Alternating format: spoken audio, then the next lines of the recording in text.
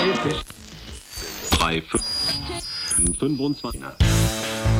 this episode, we chat with Khun Pink from the Tilleke Gibbins law firm about the underground counterfeit industry in Thailand. So no matter what side you fall on in the "if I know it's fake, it's not hurting anyone" argument, you'll learn a lot in this episode of the Bangkok podcast.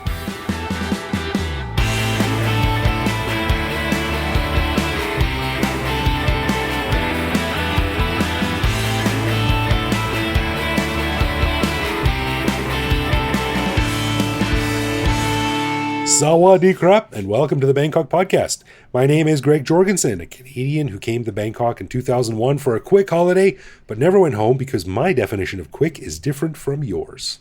Apparently it is. Mm-hmm.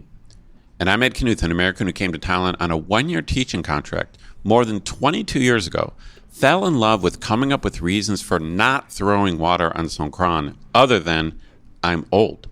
So I never left. So you're like, just stay. I'm just not feeling it today. Or yeah, I'm under the weather. I mean, you can say under the weather only so many times before your friends are like, wait a minute, like you said under the weather last year. I'm waiting for an important phone call, and if I put a Ziploc baggie over my phone, I won't be able to take it. So that's right, yeah. No, seriously, I mean, you and I were talking about it on the bonus show, which you have access to if you're a patron. That's right. And out of my 23 years, I think I've done maybe 7 or 8 proper water fights. So that's all I can say. So I've got some experience, but they're in the rearview mirror, so to speak. Yeah, no doubt. Same thing. Same for me. All right, we want to give a big thanks to all of our patrons who support the show. Patrons get every episode a day early, behind-the-scenes photos of our interviews, a heads up to send questions to upcoming guests, and access to our Discord server to chat with me, Greg, and other listeners around the world. But best of all, patrons also get an unscripted, uncensored bonus episode every week where we riff on current events and Bangkok topics. On this week's bonus show, we chatted about how much the average podcast listener cares about how much effort it takes to make a podcast sound good, Greg's takeaways of Kuala Lumpur from his recent trip down there for a friend's wedding, and our thoughts on Songkran now that things have opened up and how much it is too much when it comes to Lening Nam. And that means playing with water to you newbies out there.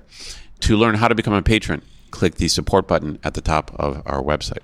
That's right. And as always, if you have a comment, a show idea, or just want to say hi, head to bangkokpodcast.com and click the little microphone button on the bottom right to leave us a voicemail that we'll play on the show. And hey, quick, before we get into it, following on our show from last week about the dangers of motorcycle riding in Bangkok, we forgot to mention, Ed, anything about the international driver's permit. I don't know how the rules work when you're going from other countries to Thailand, but our buddy Petri in Finland left us a voicemail that sheds some light on this. So let's take a quick listen to his voicemail. Audio's a little bit janky here, but shouldn't be an issue. Hey guys, just wanted to chime in about the driver's license thing from the last episode. It's not sufficient that you have correct driving license type for each vehicle. So basically, it also means that you need to have the international driver's license permit beforehand applied from your home country.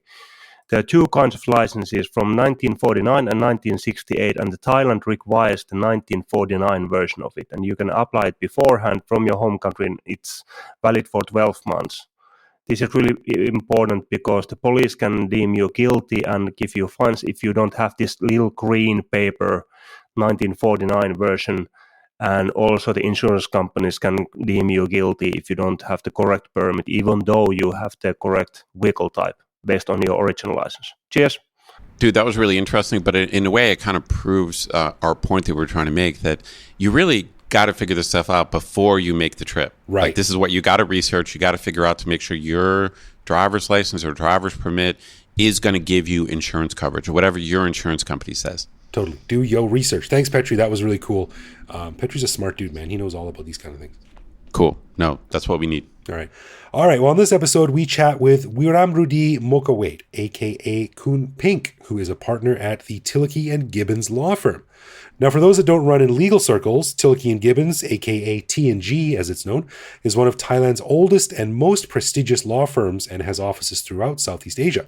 Their services run the gamut of legal representation, but for this episode, we were interested in talking to Khun Pink specifically because she works with T&G's intellectual property division.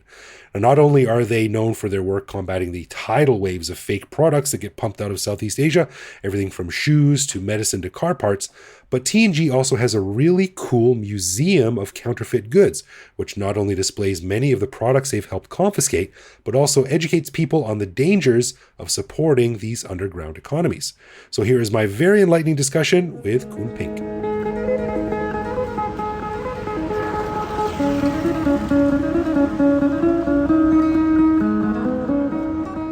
All right, well, we are happy to have with us someone who is going to talk about something that I've wanted to chat about for a long, long time, actually, something that I have sort of a connection to going back 10 or 12 years. We're talking to Miss Khun, I should say, Wiramrudee Pink Mokkhavesa, otherwise known as Pink, from the giant Tilleke Gibbins law firm. Pink, welcome to the Bangkok podcast. Thank you very much, Greg. It's very honored to be here today. The honor is all ours for sure. Now, the reason I wanted to have you on the show was because I think normal layman, non-lawyer people like myself might not know Tilleke Gibbins, but Tilleke Gibbins is a very old, very well-established, very big, very well-known law firm in Thailand. And one of the interesting things about your firm is that you have a museum of counterfeits. And I actually wrote a story on this for CNN like 12 years ago. So it's something that's always been in the back of my mind, but this is something that you're involved with.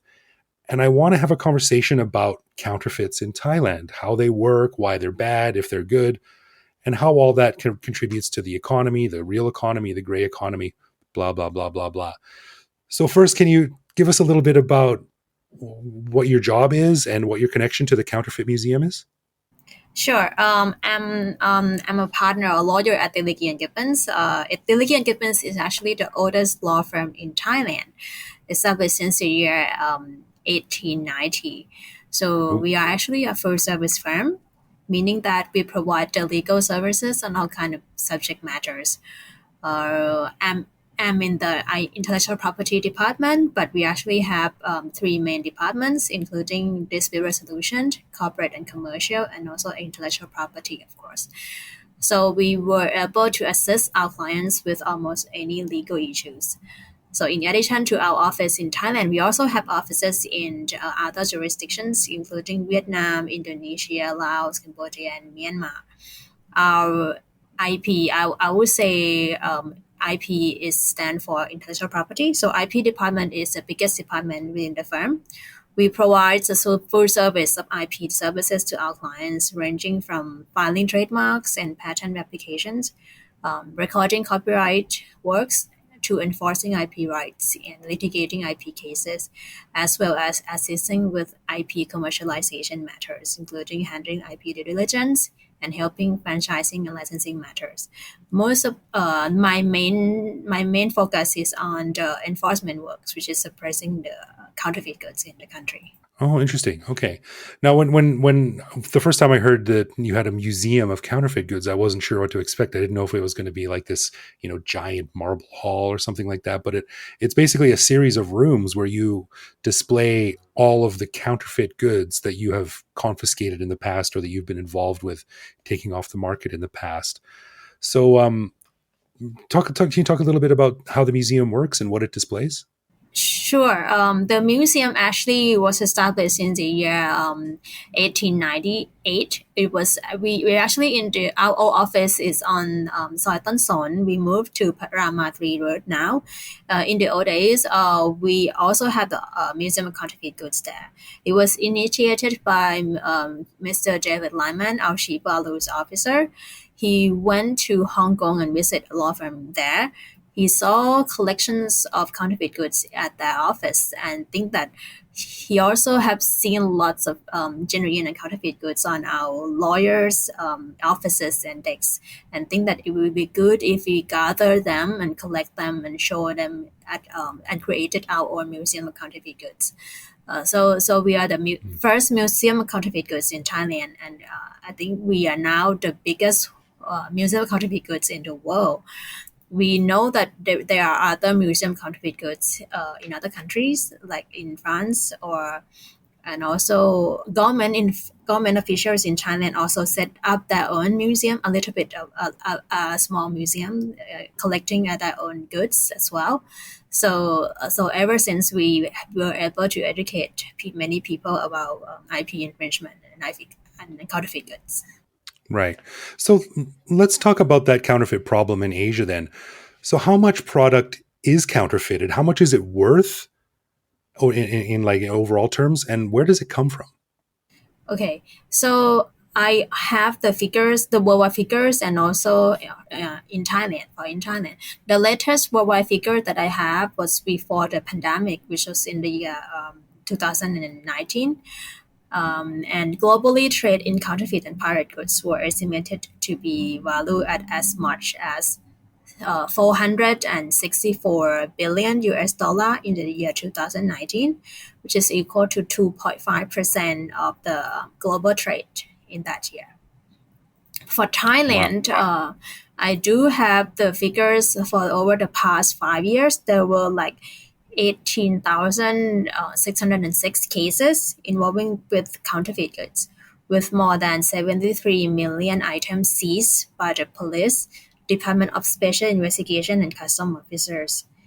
And most of these goods came from neighboring countries, but there are some goods that were produced here in Thailand as well, such as MSD, monosodium glutamate, or dishwashing liquid, or coffee were produced here in Thailand. In the past, I also have seen the garments, CDs for music and movies. All the parts were produced here in Thailand as well, but that is much rarer today since they moved to produce in other countries already. But and as well, nobody using CD-ROMs anymore, so everything can be uploaded and downloaded online. So no more manufacture of CDs. Right. So I don't know. I think when people hear the phrase counterfeit goods, they often think of like T-shirts or hats or something like that. So what are some of the more common things that are counterfeited, and what are some of the less common things? Like, what are some things that people wouldn't think about that are being counterfeited?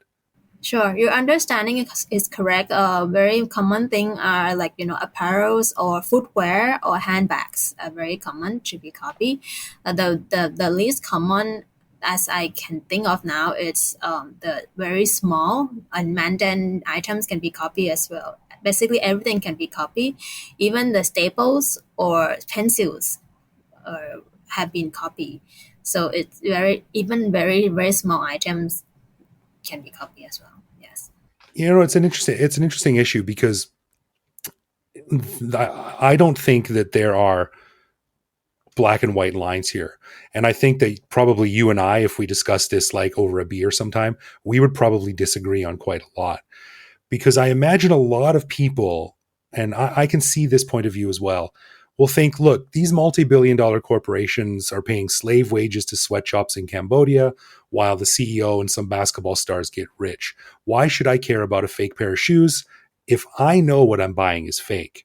So like if I don't plan to buy genuine Nike shoes anyway, and I decided to buy a fake pair, who am I hurting? So like, can you talk a little bit about that back and forth, that debate that people might have?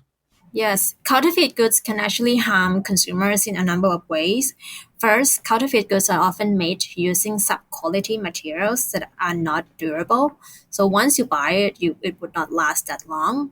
Second, if there are many counterfeit goods in the market, it can discourage creators from producing new and innovative products. To give an example, this affects a lot on the people in music industry.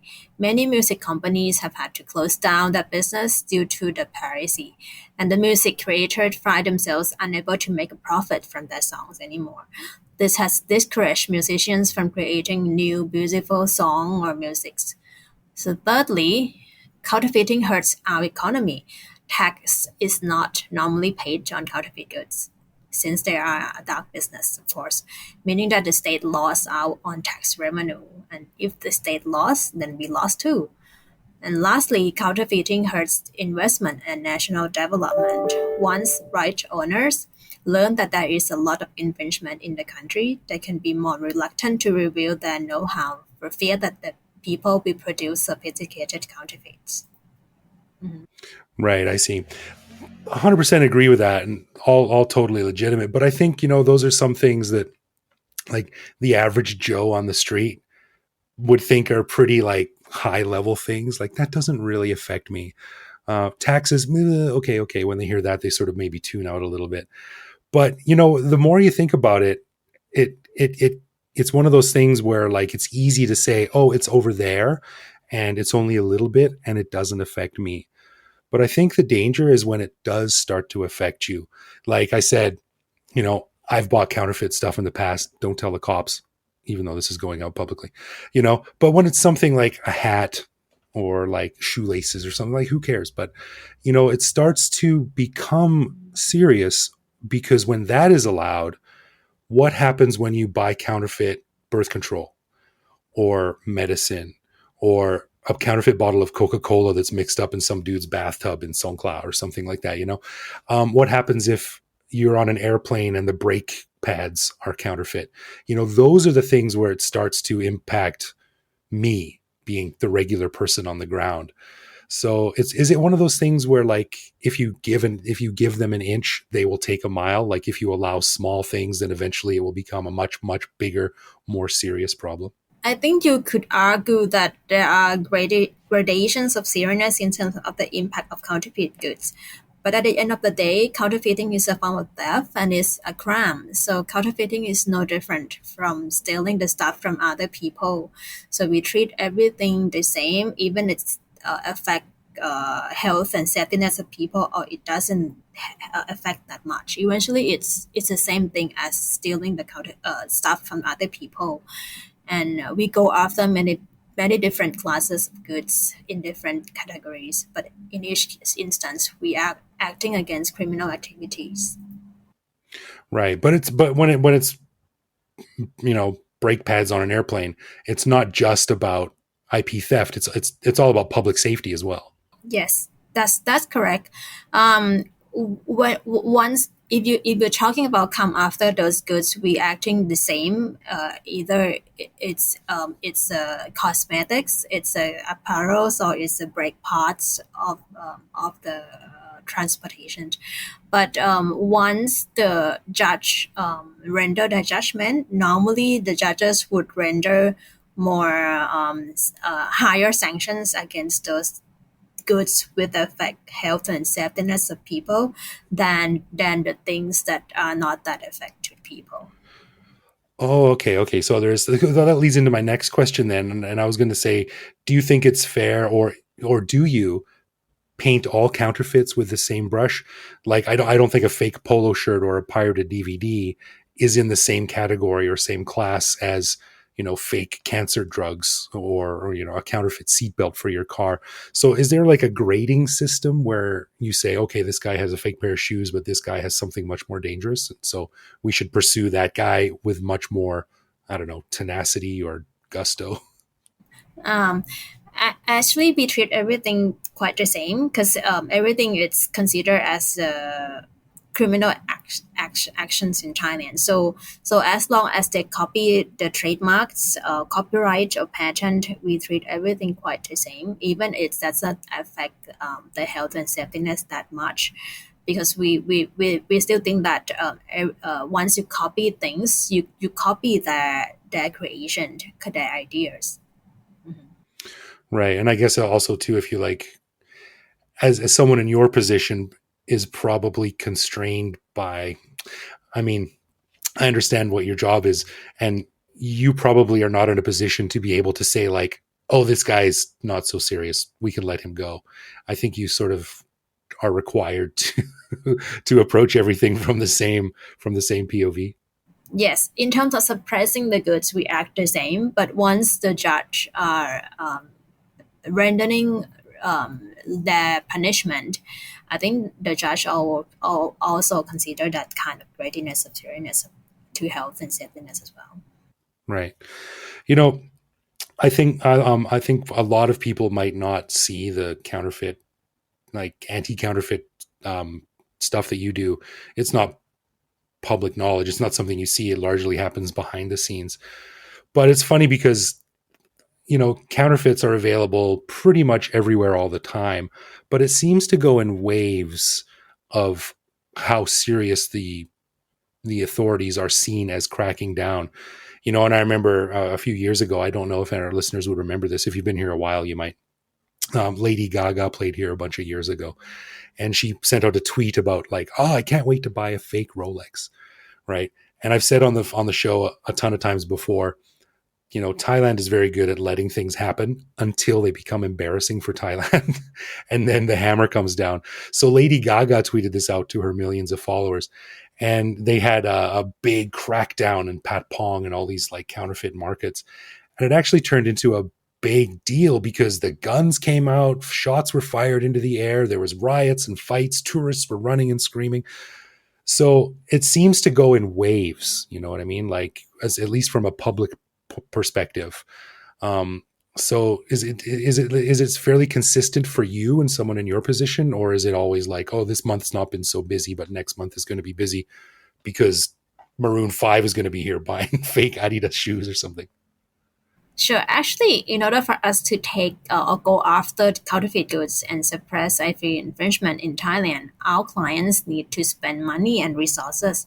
We will need to conduct market surveys and investigations to learn about the infringers and the source of the goods.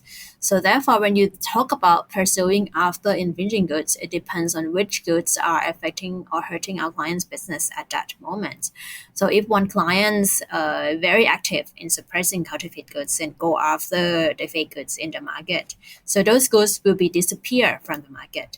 But if another brand owner does not care about suppressing the fake goods or protecting their brands, so those the fake goods of those brands will come up in the market. That's a normal thing that happened in Thailand. From the perspective of the enforcement authority in Thailand, they are responsible for more than just suppressing counterfeit goods, and they need to divide their manpower between the different roles. The police, Department of Special Investigation, and Customs departments all have dedicated IP teams to help with the infringement in Thailand. And I think that they do a very good job in help suppressing the counterfeit goods for us, I think. Okay, so there's always activity going on, but we just don't see it. Yes. Interesting. Now today, I think the reason you have not seen it that much because it had moved to be online a lot comparing to the old days. Interesting. How is cracking down with counterfeit stuff online different than doing it in a market in real, like with real tangible goods?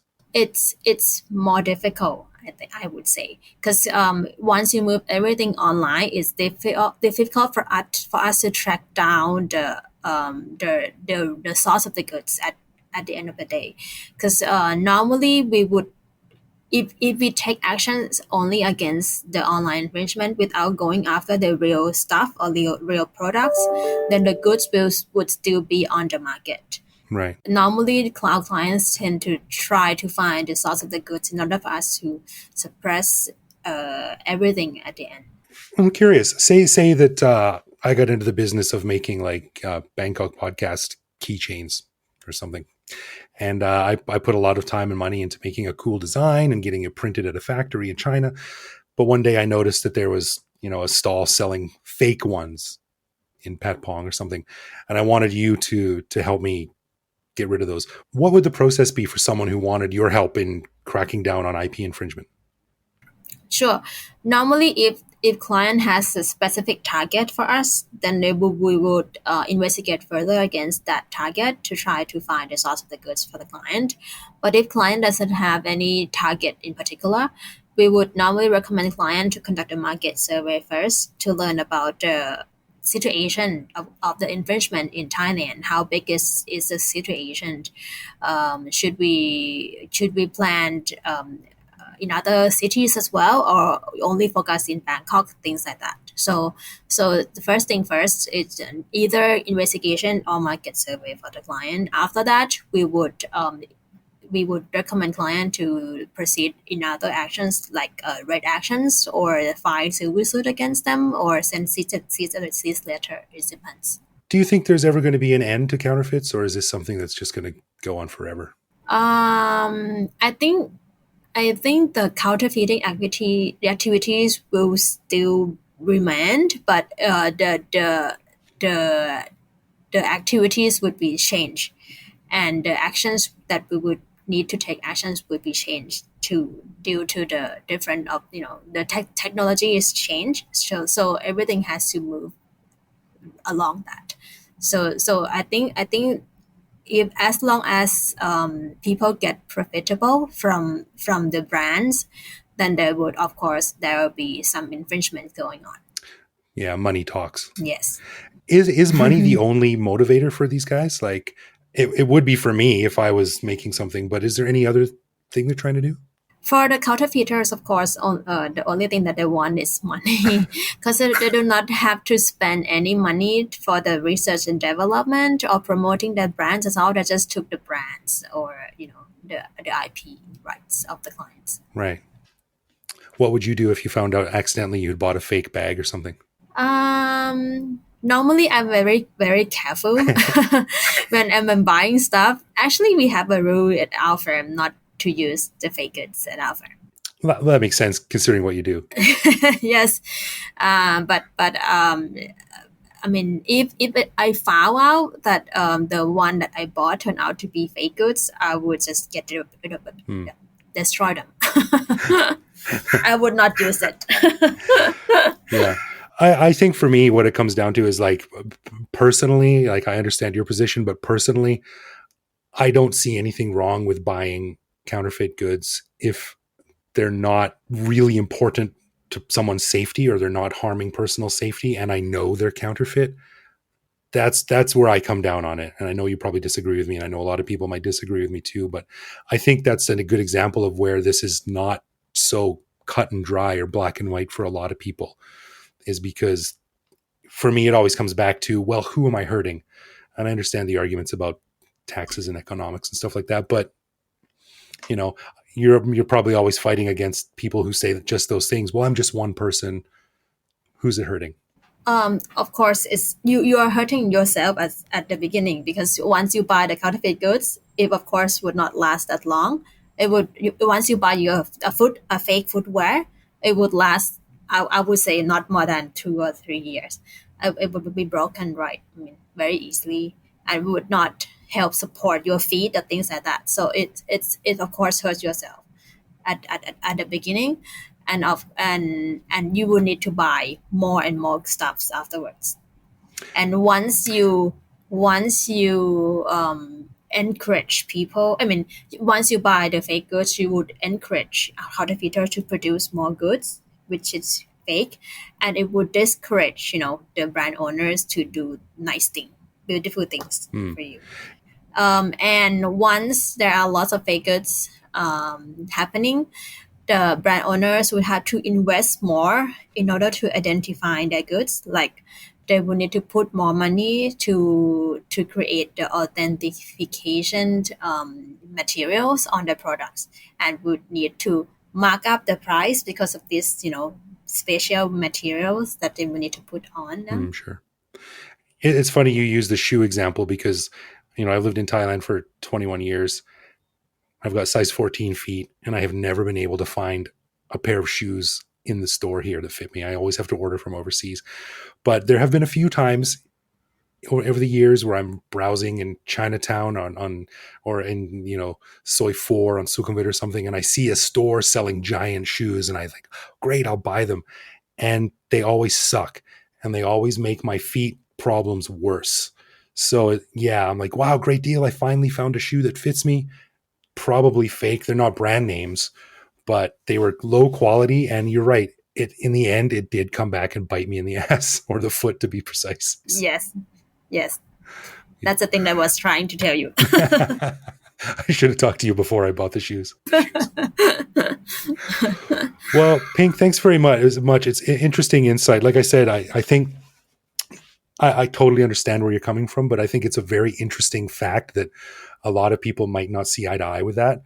It's a very interesting debate, and it's not going to go away anytime soon.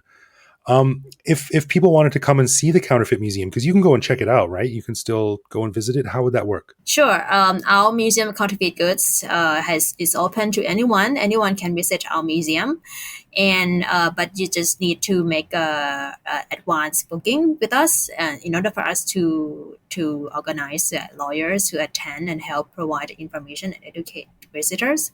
Our museum actually stock up about 5,000 pieces in our stockroom, and we display about 1,000 items in our museum.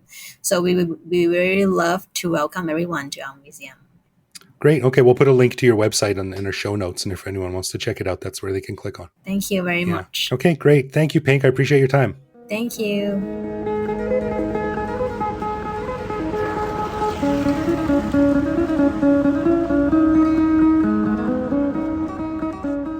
Dude, I love this interview for many reasons, but the first reason is that 20 years ago, I saw that museum, and I actually taught a class at Tilleke Gibbins called English for Lawyers. And it was just kind of a staff training and trying to boost their English knowledge in a legal context. And so I got the tour and I got to see the museum. Tilleke Gibbins is just I don't know. I'm not a lawyer anymore, and I'm not connected to the legal community really, but you hear their name all the time. Yeah, they're massive, man. And it's funny, I've sort of gone in and out of their orbit over the years in various different capacities with people I know and people who work there and stuff. And it's funny because like I said in the interview, I wrote an article on that Counterfeit Museum for CNN many, many years ago, probably also about 20 years ago. Right. Which we'll link to in the show notes. But it's a really interesting place. And I really like this discussion because, as we said in the interview, Khun Pink and I went back and forth on this a little bit. But I find this issue fascinating because it's so subjective. Like, there's probably a large number of people, myself included, who say, like, who am I hurting? If I buy a fake pair of shoes and I know they're fake. Oh, sure. Oh, right. But at the same time, once you start doing that, where do you stop and who decides where to stop it? Like I mentioned in the intro, pretty soon you've got fake medicine, fake birth control pills, fake airplane parts. When do you draw the line? So it's a really interesting discussion that I don't think has an easy answer. No, agreed. As a rule of law guy, I certainly believe in principle with everything they're doing. I mean, my own behavior isn't perfect, but I still absolutely support enforcement of all these laws. And I don't think I would have. This is a bit of a tangent, but teaching at my university has I've learned a lot from teaching, and it's years ago the first time I taught my American government class, and I was literally going through the American Constitution with my students. Intellectual property is in Article 1 of the U.S. Constitution. Oh, really? And I don't think I would have known that. I'm sure I must have came across it like in law school, but I didn't really remember that. And intellectual property is right there, like in Article 1 of the U.S. Constitution. Oh, wow. And I do think if you can actually enforce it and make it real, I do think it's both good for economic growth, but it's both good for creativity because it motivates people to be more experimental and creative. Way back in the day, I knew a couple Thai programmers, guys who were programmers, and they were working on like iPhone apps that were all in English. And I asked them, like, well, how come you don't make Thai apps? And I remember them saying, both of them were like, oh, everything gets copied. Oh, interesting. Like they're basically saying like there's no point in making like a Thai app, like it all gets just like hacked and copied, and you can't make any money. Like no one, and I don't know if that's true anymore. And but it kind of captures the whole thing. It's like they're like, well, if someone can easily steal your thing, then there's no point in creating it. That's exactly what Khun Pink said. Right. Of course. This is the basic argument, and I think some people, as someone who teaches American studies, there's a complex debate / discussion over how America rose to prominence. Like why, like what was the formula? Right. And there's long answers to it. But some people think like intellectual property like played a role, like all those inventions, like Edison and like all that competitiveness in industry to get a patent and have it respected and then get rich. You know, Interesting. like the 1800s, like there was just an insane amount of inventions in the U.S. Well, you start with throwing tea in the harbor and then just go from there. Hey, after you World go. War II, when they were sort of carving Europe up, wasn't it America who said like, yeah, you can keep all the money and the weapons and the infrastructure and everything like that. We want the patents. Is that what happened? I remember one of our old friends telling us that one time, but I don't. That does not ring a bell. You mean patents from Europe? I don't know. It is interesting to see how far back it goes and the sort of undeniable value that it adds to systems and economies. And so it's a really interesting topic. And if you have a chance, listeners, head over there to check out the Counterfeit Museum because it's really educational. It's amazing to see some of the stuff that TNG has confiscated over the years. And also, many thanks to my buddy Andrew, who works at TNG, and Pink for coming on the show. It was very interesting and a very educational conversation. Thank you, Khun Pink. Yeah. All right, let's get into some love, loathe, or live with, where one of us picks a particular aspect of living in Bangkok, which we then discuss to decide if it's something we love about living here, loathe about living here, or have come to accept as something that we just have to learn to live with, no matter how we feel about it. So last time Ed quizzed me on the beach version of Would You Rather. So this week, let's shake things up a bit. Ed, I'm going to keep it real simple with you. All right. Well, first of all, I mean, you used to be a non-vegan, but you're a vegan now. Do you eat French fries now? Well, first off, I'm really more of a vegetarian, although I would say I'm an aspiring vegan. But okay, you're right. I'm sorry. I always get those mixed up. Yeah, I'm a vegetarian, and I do eat French fries, sure. Okay. What do you think? This is really simple. What do you think when you go to get some ketchup for your French fries, and there's two little squirt things, the little that you press down. There's one for ketchup and one for chili sauce. Do you ever get the chili sauce? And what happens if you accidentally get the chili sauce? Do you just go with it? Yeah, no, good question. It's funny. I usually go ketchup, especially. The funny thing is sometimes the option will be something like ketchup, or it'll just say sauce, and then it'll often say American ketchup. Yeah. It's almost like they want to make clear that, okay, there's this sauce, but then there's the American version. And for fries, I'm an American ketchup guy, just how I grew up. So I usually just hit the ketchup, whatever I think is more westernized. But when it comes to chili sauce, I find it highly variable. So what comes across, or what's labeled chili sauce in Thailand, is variable. I've come to love like sriracha sauce.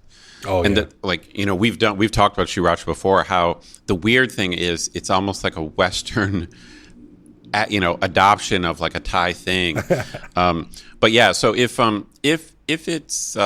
chili sauce is like a sriracha, which is kind of like hot and sweet, but it's not blazing hot.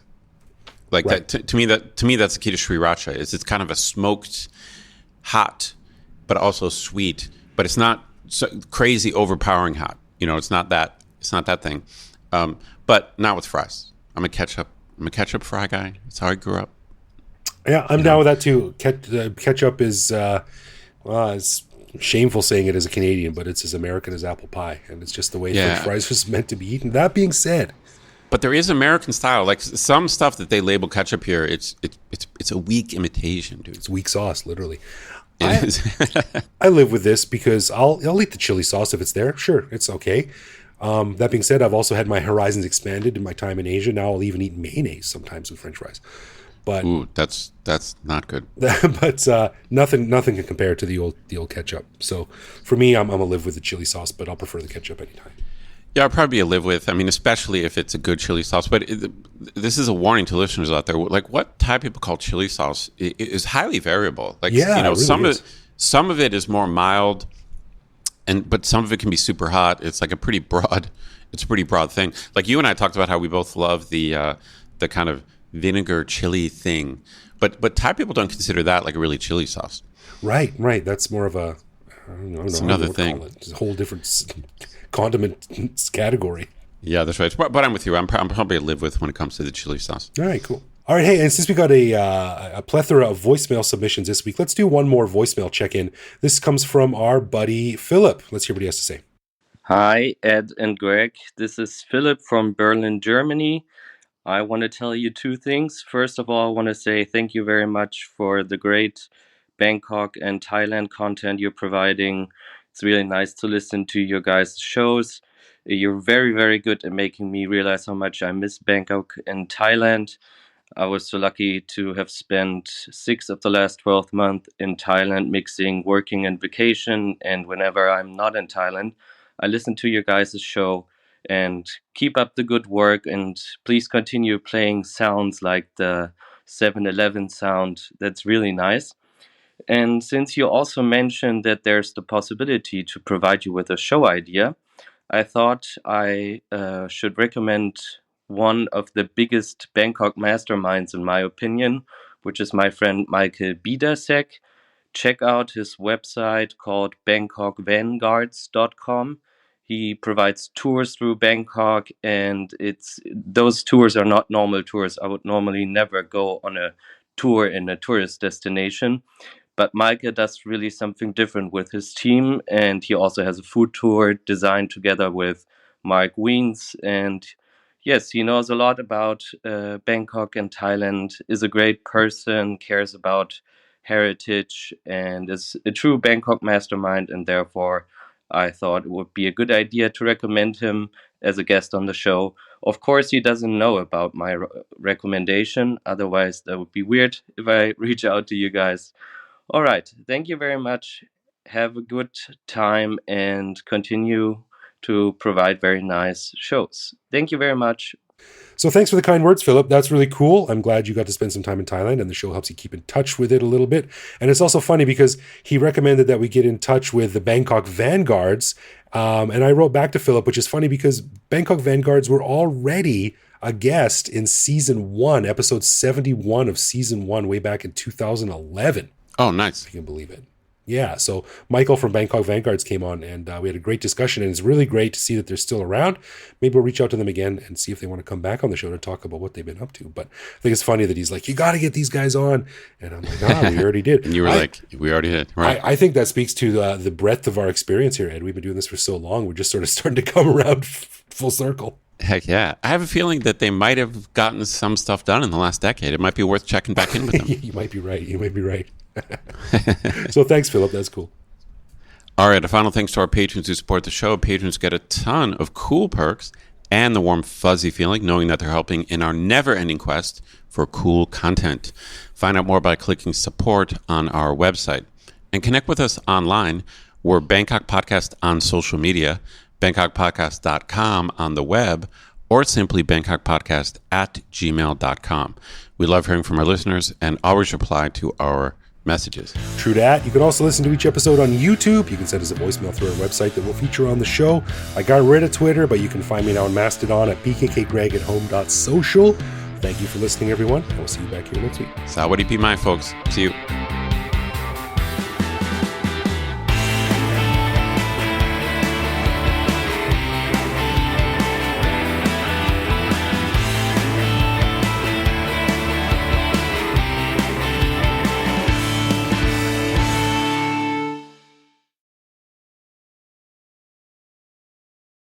Now, for those that don't run in legal circles,